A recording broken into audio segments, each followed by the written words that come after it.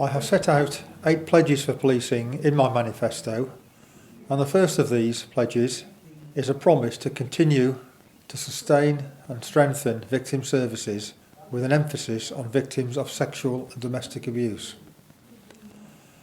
The main purpose of policing today is to protect people and communities from harm.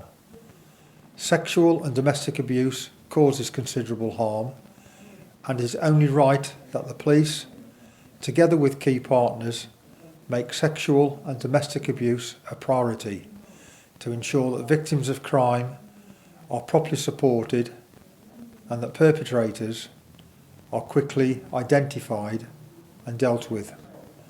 The Police and Crime Commissioner has a statutory responsibility for victims of crime and now controls significant funds to ensure that adequate provision is in place to provide much needed support.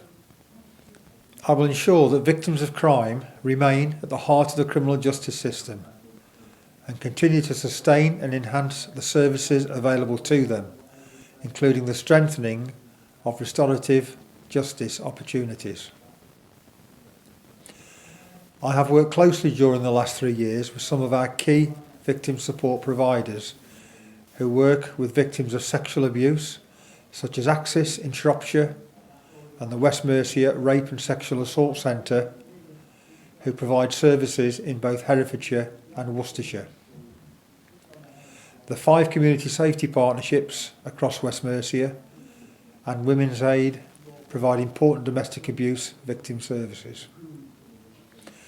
During my time as Deputy Police and Crime Commissioner, I have developed strong working relationships with these victim service providers, and I have seen firsthand the essential work that they do.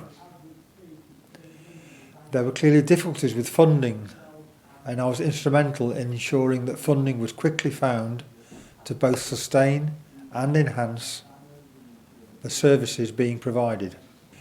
We have been able to enhance the services provided through funding to extend critical support to families, men and children, but there is still more that can be done. I'm very pleased to see that more victims are coming forward to report crimes of sexual and domestic abuse, but both crimes are still very much underreported. There remains reluctance for rape victims to come forward, and national rape attrition rates still remain very low. Research tells us that victims of domestic abuse are abused up to 35 times before they have the courage to report it. It is vital, therefore, that we have a strong provision of victim services to give victims the courage to come forward and to ensure that the right care and support is available to help them recover from these terrible crimes that in some cases can have life-changing consequences.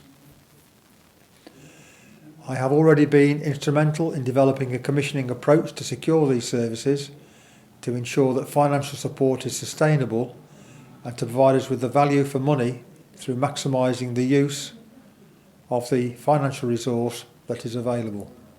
I am fully committed to supporting these essential victim services and will ensure that current funding is sustained, and I will continue to work with victim service providers to improve the services available to victims of crime.